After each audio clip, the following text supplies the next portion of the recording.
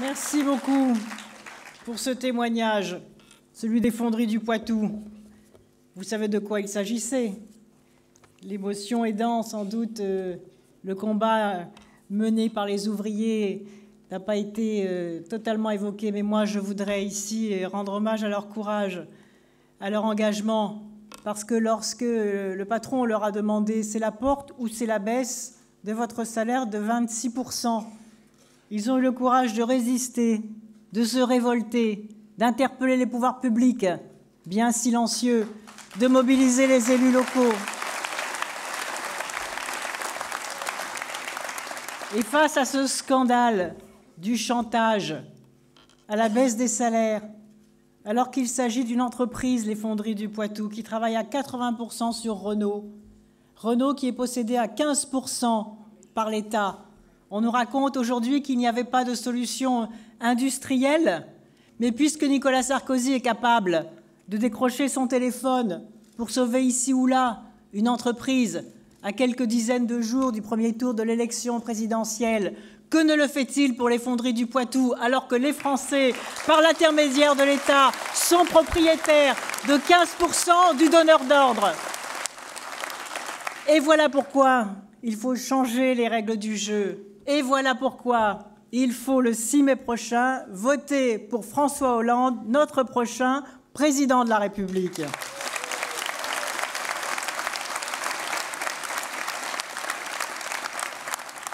Oui, les combats ouvriers, ici nous les menons ensemble. Il y a d'abord eu le combat, parmi d'autres, de New Fabrice. Jamais je n'oublierai la fierté et le désespoir des New Fabrice. Jamais je n'oublierai leur courage. Et je voudrais rendre hommage à Guy Eyerman, que j'ai cité tout à l'heure, qui est parmi nous, alors qu'il a subi il y a 2 jours une opération sur les cordes vocales et qui a tenu à être là. Jamais je n'oublierai les combats des ouvriers de Liège. Et je voudrais saluer la présence d'Émile Bréjon, délégué syndical. 485 emplois aujourd'hui sont sauvés. La région est entrée au capital de l'entreprise, ce que l'on nous disait impossible. Et c'est grâce à cet exemple réussi qu'aujourd'hui, dans le programme de notre candidat, il y a la possibilité qui sera donnée désormais à toutes les régions d'entrer au capital des entreprises stratégiques. Et bientôt, il appartiendra aussi à l'État d'être un investisseur social pour sauver les emplois de nos ouvriers et de nos ouvrières. Voilà le changement des règles du jeu.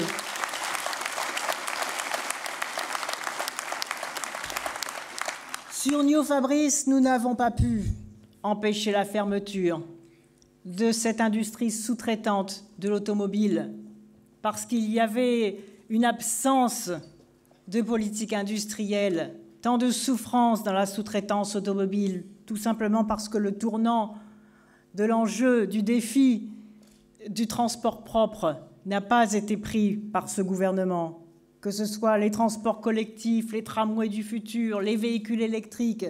La France aurait pu être le premier pays industriel sur tous ces enjeux du monde lorsque l'on voyage un peu et que l'on voit à quel point les grandes métropoles du monde entier sont asphyxiées par les voitures à carburant fossile. On se dit qu'il y a là un enjeu essentiel et c'est tout simplement inadmissible, c'est même criminel pour l'emploi que 5 ans, 10 ans aient été perdus par ce pouvoir de droite qui n'a pas su prendre le tournant de la relève industrielle et de la croissance verte.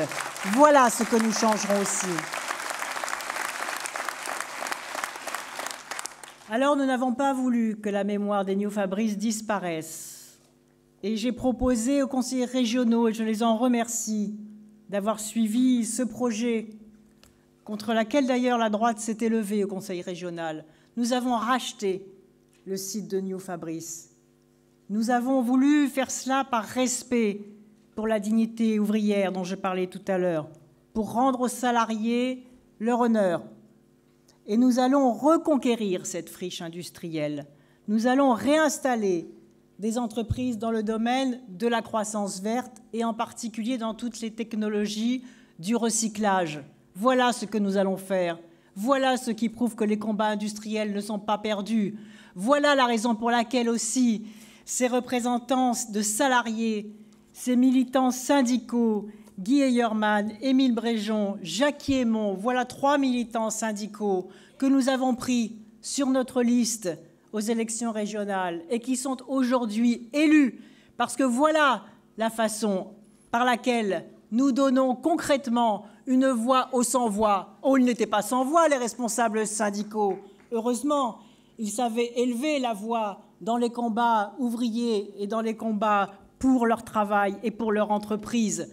Mais en leur faisant passer le pas de la responsabilité syndicale vers la responsabilité politique, c'est la démonstration que l'on peut passer des discours aux actes.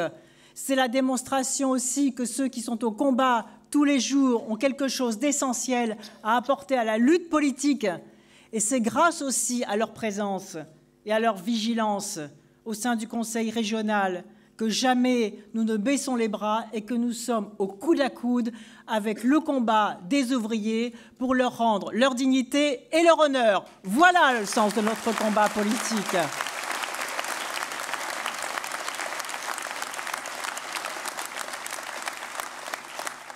Il y a la lutte des ouvrières d'Aubade. Et Jean-Michel Clément, qui est parlementaire du secteur où l'usine d'Aubade a été délocalisée malgré notre présence, malgré notre combat, parce que tout simplement l'actionnaire avait décidé de délocaliser et l'usine et la marque. Voilà pourquoi je dis souvent que les marques ne devraient pas avoir le droit d'être délocalisées. Ça refroidirait d'ailleurs un certain nombre d'actionnaires, car c'est la marque qui a de la valeur. Et c'est si vrai qu'il y a une délocalisation dans un pays à niveau de salaire plus bas que les productions reviennent en France, qu'elles sont contrôlées et emballées, et donc qu'elles peuvent porter la marque Made in France. Et voilà comment s'organisent les délocalisations. Et il n'y aurait rien à faire par rapport à cette façon de délocaliser, mais de garder la marque française si la réindustrialisation du pays est possible, comme on le voit avec des destructions telles que celle-ci qui auraient parfaitement pu être empêchées. Et là aussi, comment se fait-il qu'à quelques jours d'une élection présidentielle, un président de la République a le pouvoir de décrocher son téléphone et de sauver le Jabi, mais il n'a pas le pouvoir de décrocher son téléphone il y a un an pour sauver la lingerie française Aubade? Mais qu'est-ce que ça veut dire que ces improvisations, que ces précipitations de dernière minute? Cela veut dire tout simplement que 5 ans ont été perdus, 5 ans de mépris, 5 ans d'indifférence, 5 ans de pouvoir donné aux actionnaires, 5 ans de pouvoir donné à un système bancaire et à un système financier, 5 ans de destruction de l'emploi industriel. Eh bien, ce défi-là, nous le relèverons parce que des solutions, elles existent. Et ici, nous le prouvons.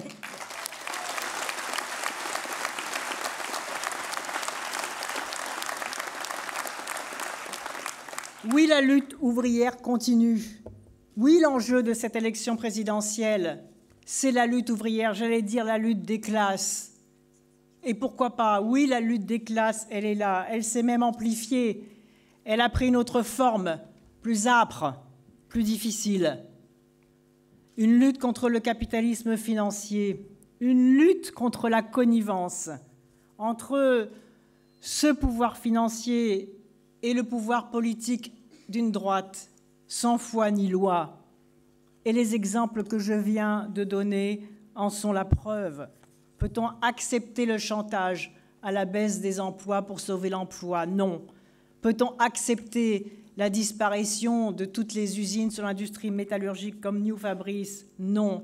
Peut-on accepter qu'un ministre de l'Industrie, en visitant Heuliez, refuse de monter dans la voiture électrique, prototype mis au point par cette usine, sous prétexte que la voiture électrique n'avait aucun avenir? Non.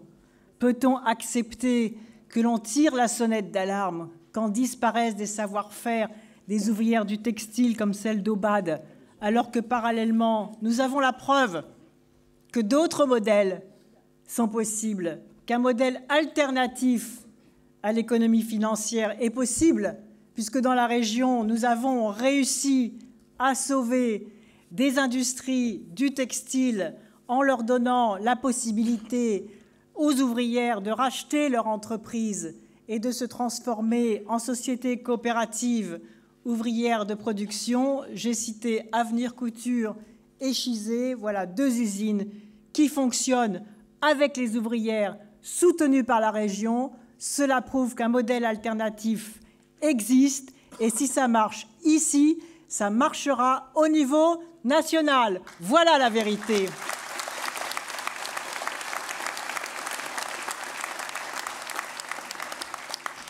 Et c'est le sens du pacte productif, du projet de notre candidat. Oui, la réindustrialisation de notre pays est possible. Oui, nous remonterons la pente des 700 000 emplois industriels perdus. Nous ne voulons pas d'un pays sans usines. Et nous le ferons grâce à la réforme bancaire. Les banques obéiront au lieu de commander. La banque publique d'investissement sera créée. La politique de sous-traitance sera revue. Certes, on a besoin des grands groupes, mais on a le droit aussi d'exiger de ces grands groupes qu'ils respectent leurs sous-traitants et les salariés qui y travaillent. Et l'État deviendra un investisseur social. Et toutes ces réalisations-là, toute cette façon de faire, nous en avons l'expérience et la démonstration dans l'ensemble des régions présidées par les socialistes. Alors quand j'entends la droite mettre en cause la crédibilité du projet de notre candidat, nous pouvons répondre, mais regardez ce que font les élus socialistes dans les régions que nous dirigeons. Partout, les régions se sont constituées en substitution à un système financier, un système bancaire qui ne faisait pas son travail par rapport aux prêts aux petites et moyennes entreprises. Partout, nous avons mis en place des fonds d'aide à l'innovation et des fonds de capital risque. Partout, il y a cette mobilisation au plus près du territoire. Et heureusement que nous sommes là, parce que nous avons considérablement amorti les mauvaises politiques gouvernementales. Ici même, la Banque publique d'aide aux PME est déjà créée sous forme d'agence publique régionale d'investissement et ça marche. Ici même, la région, je l'ai dit tout à l'heure, est entrée au capital d'une entreprise stratégique et nous avons 2 ou 3 autres projets où nous allons entrer au capital des entreprises écologiques stratégiques et ça marche. Ici, nous avons conditionné les aides économiques aux entreprises, comme dans bien d'autres régions, à l'interdiction de licencier et à l'interdiction de délocaliser si les entreprises font des bénéfices et ça marche. Ici, nous avons engagé la mutation écologique, la sociale écologie, comme dans de nombreuses autres régions. Et nous avons des conquêtes industrielles considérables à faire à l'échelon national, dans le domaine de l'énergie, bien évidemment, dans le domaine des économies d'énergie également, des énergies renouvelables, des matériaux, des écomatériaux, des plastiques à base d'hydrocarbures, de la chimie verte, des transports, du développement des véhicules propres, dans le logement, dans le bâtiment, dans l'ensemble des branches, dans le recyclage des déchets. Bref, il y a un champ de conquête considérable et il n'y a aucune raison que nous nous fassions doubler par d'autres pays industriels. Et d'ailleurs, quand on entend citer l'Allemagne comme exemple, mais pourquoi nous laissons-nous doubler par l'Allemagne pour la production des énergies renouvelables? Rendez-vous compte, voilà un pays qui ne produit pas d'énergie nucléaire et qui exporte de l'énergie parce qu'elle maintenant elle produit 10 fois, 20 fois, 30 fois plus d'énergie photovoltaïque et d'énergie solaire que la France, alors qu'ici, les entreprises ont été ruinées sous la pression du lobby d'EDF qui a exigé à 2 reprises la baisse du coût de rachat de l'énergie photovoltaïque.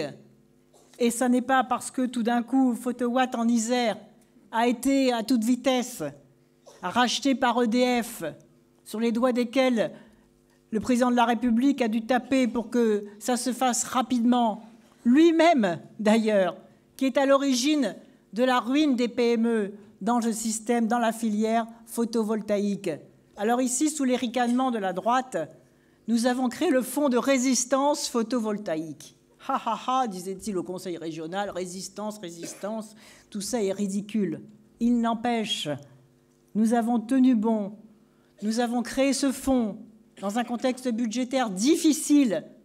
Et grâce à cela, l'ensemble des entreprises aujourd'hui ont gardé la tête hors de l'eau. Elles ont gardé la tête hors de l'eau parce que la région est venue en soutien, est venue en achat, à constituer des marchés solvables en aidant les communes, les entreprises, les agriculteurs à passer des commandes sur l'énergie photovoltaïque, en garantissant le rachat du kilowattheure photovoltaïque. Et c'est parce que l'ensemble de ces entreprises ont aujourd'hui la tête hors de l'eau que nous avons besoin d'urgence du changement du 6 mai 2012 pour qu'une autre politique soit mise en place et que tout ce réseau de petites et moyennes entreprises qui ne demandent qu'à avancer, qui ne demandent qu'à innover, qui ne demandent qu'à participer à la mutation énergétique de notre pays, ait enfin les moyens de se développer. Voilà le combat industriel que nous gagnerons demain ensemble. C'est notre objectif.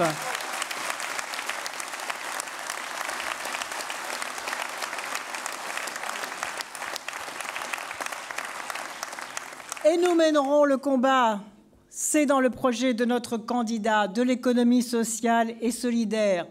Ici, nous en avons 120 des sociétés coopératives ouvrières de production, représentant 2200 emplois.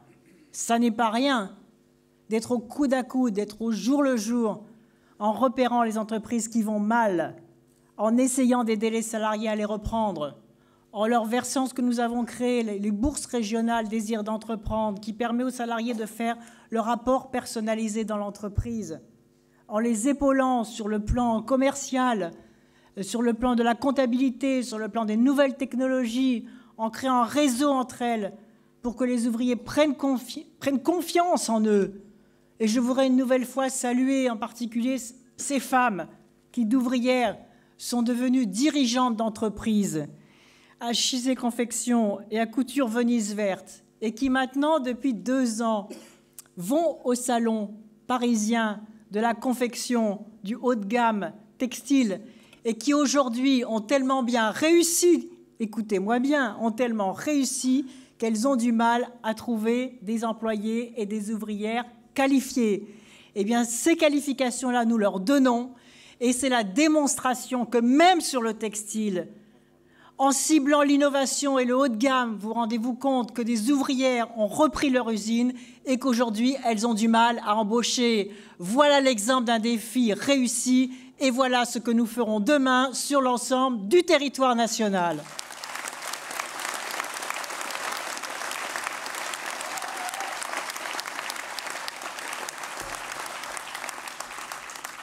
Et nous ferons la sécurisation des parcours professionnels. Alors j'entends bien, c'est dans les discours de la droite, sauf que du passage des discours aux actes, il y a un gouffre dans l'ensemble, dans la plupart de nos régions. Ça y est, nous avons mis en place la sécurité sociale professionnelle. Et d'ailleurs, la reprise de Liège n'aurait pas été possible.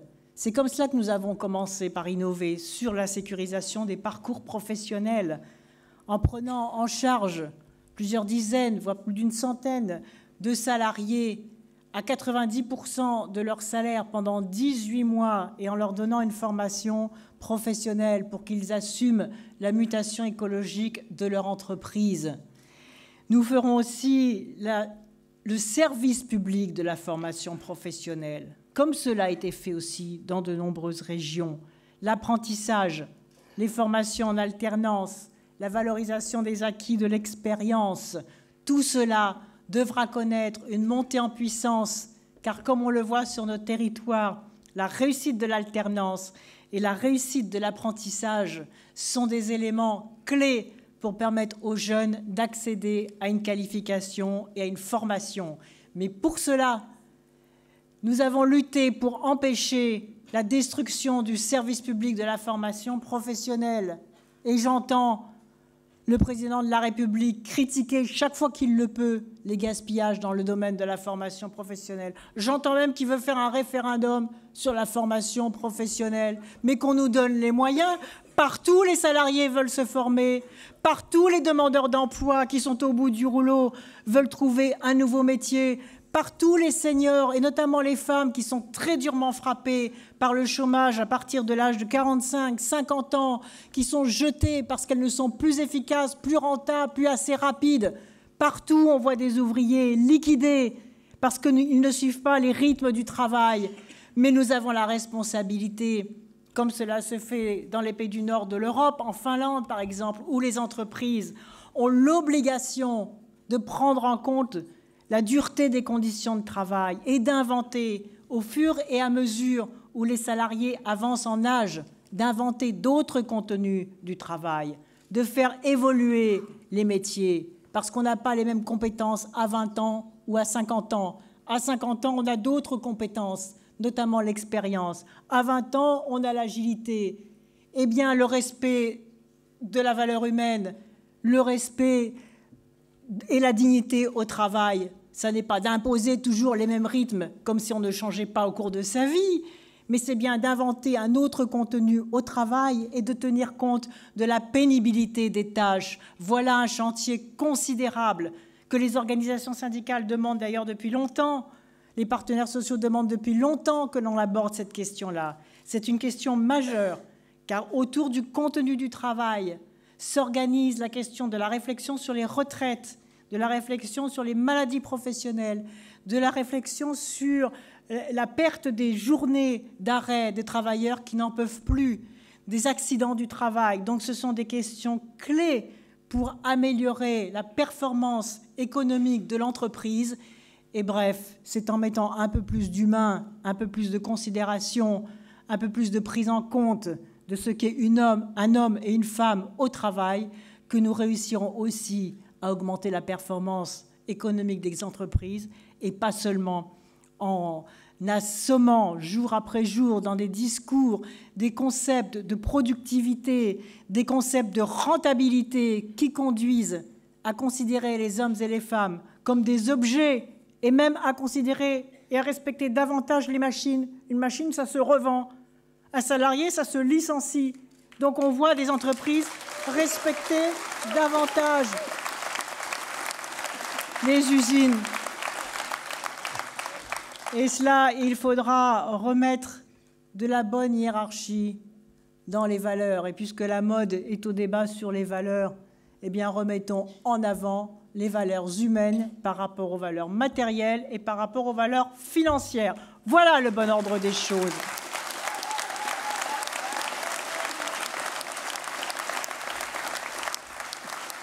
Mes chers amis, mes chers camarades, Nicolas Sarkozy a mis fin à un vrai faux suspense. Il est donc candidat.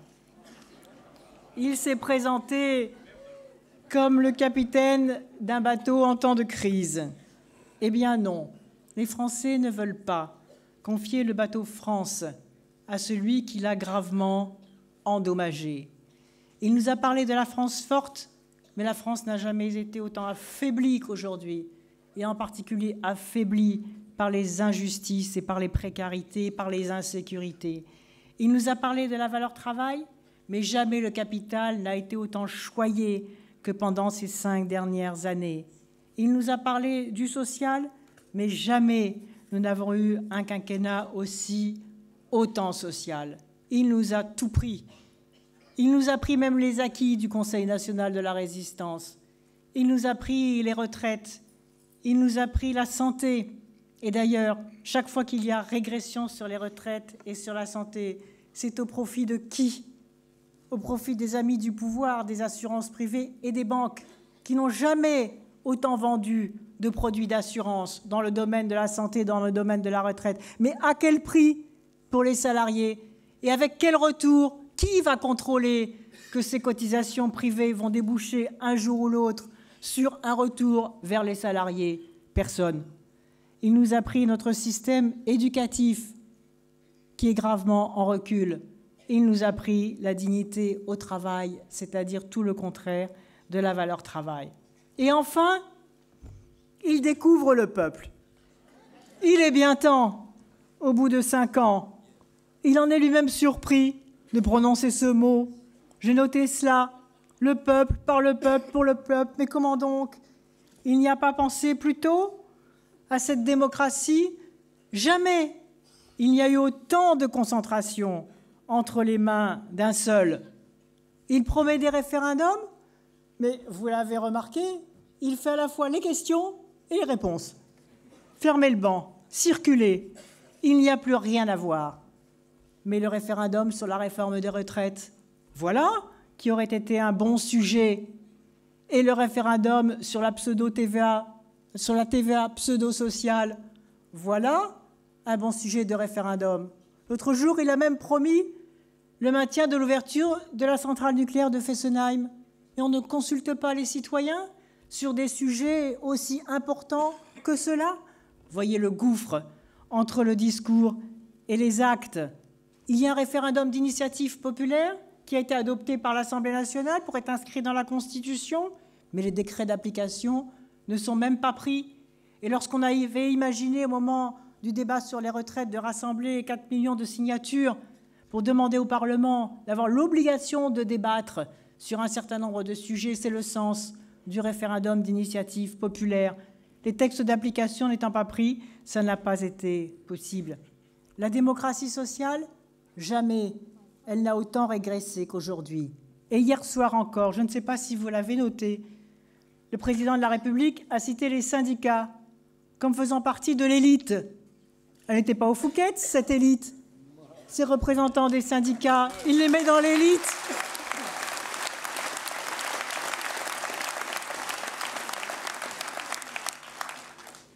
Et les syndicats, moi, je veux leur rendre hommage. Nous avons eu un débat il y a quelques jours au Conseil régional parce que nous aidons financièrement les syndicats, tout simplement parce que nous les prenons comme partenaires du dialogue social, qu'ils sont là en première ligne, qu'ils nous signalent les entreprises qui vont mal, qui accompagnent les salariés qui vont mal, qui nous aident à définir le contenu des formations professionnelles, bref, qui font ce que l'on fait dans tous les pays modernes, sauf en France, où il y a autant de méfiance entre les partenaires sociaux. Eh bien, je le dis clairement, nous avons besoin des représentants des salariés pour être ensemble plus intelligents, pour anticiper les mutations industrielles, pour associer les salariés aux décisions qui les concernent, comme cela se fait dans tous les pays du nord de l'Europe, où le dialogue social a un sens et où les dirigeants des entreprises, d'ailleurs ils n'ont pas le choix, c'est la règle du jeu, ont compris depuis longtemps que c'est dans un respect mutuel aussi qu'on était plus efficace et plus juste tous ensemble. Eh bien, cela aussi, nous le ferons parce que c'est dans le projet de notre candidat.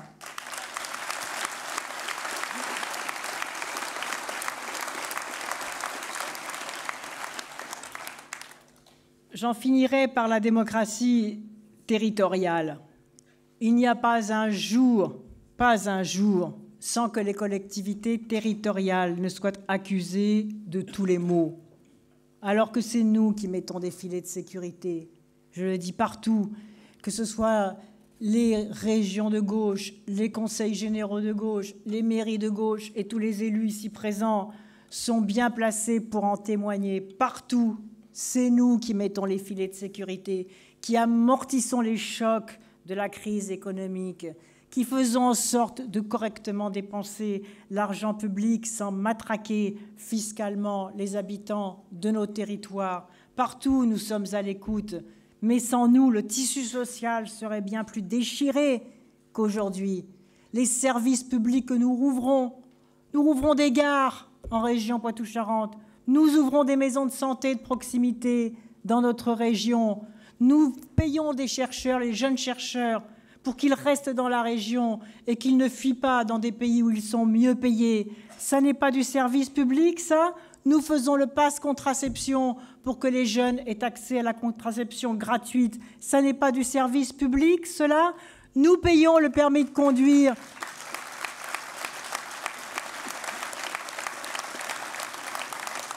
Nous payons le permis de conduire à tous les jeunes qui sont reçus à leur CAP et à leur BEP pour revaloriser les métiers manuels. 10 000 jeunes ont bénéficié à présent de l'accès gratuit au permis de conduire.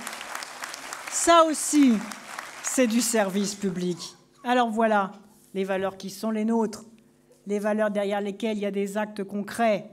Et la valeur principale, c'est la valeur de la vérité. Et la vérité, c'est qu'aucune des promesses faites en 2007 par Nicolas Sarkozy n'a été tenue.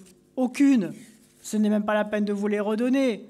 Le président du pouvoir d'achat et de l'emploi, j'ai là son tract de 2007, je serai le président du pouvoir d'achat et de l'emploi. On sait ce qu'il en est. Je veux une république irréprochable. On sait ce qu'il en est avec les corruptions. Je ferai un plan Marshall pour les banlieues. Où est-il, ce plan Marshall pour les banlieues? Je vais moraliser le capitalisme financier. Oui, oui, en 2007, il disait cela dans son tract. La dette, je m'engage à ramener la dette en dessous des 60% du PIB. Nous sommes à plus de 80% du PIB. Je ferai la grande réforme de la dépendance des personnes âgées. Où est-elle, cette réforme de la dépendance? J'ai un objectif, écoutez-moi cela, j'ai un objectif, 0 SDF. 0 SDF. Eh bien, cet hiver, décembre 2006, il dit « Promettez qu'en 2 ans, ouvrez les guillemets, plus personne ne soit obligé de dormir sur le trottoir et d'y mourir de froid. » 15 personnes viennent de mourir de froid au cours des semaines qui viennent de s'écouler. Alors, M. Sarkozy, assumez la responsabilité de votre bilan. La sécurité, je lutterai contre la sécurité, c'est mon ADN politique, disait-il. Les violences aux personnes n'ont cessé de progresser. Je veux une France des propriétaires. Jamais il n'y a eu autant de spéculation sur l'immobilier et sur les loyers qu'aujourd'hui. Et enfin, je ferai le Grenelle de l'environnement pour faire en sorte que les énergies renouvelables montent en puissance. Et nous avons eu simplement un leitmotiv, un discours permanent au profit de l'énergie nucléaire contre toutes les perspectives économiques et écologiques que nous devons prendre à bras-le-corps si nous voulons réussir cette mutation écologique. Donc même sur ce sujet-là, il n'a pas tenu sa parole et il a fait le contraire de ce qu'il disait. Et je voyais cette pauvre Nathalie Kosciusko-Morizet l'accompagner sur le chantier de Fessenheim, elle-même qui avait dit qu'il fallait fermer cette centrale. Et elle était là pour cautionner, elle a sa récompense, elle est porte-parole, il faut en avaler des couleurs. Elle l'a bien avalée, celle-là.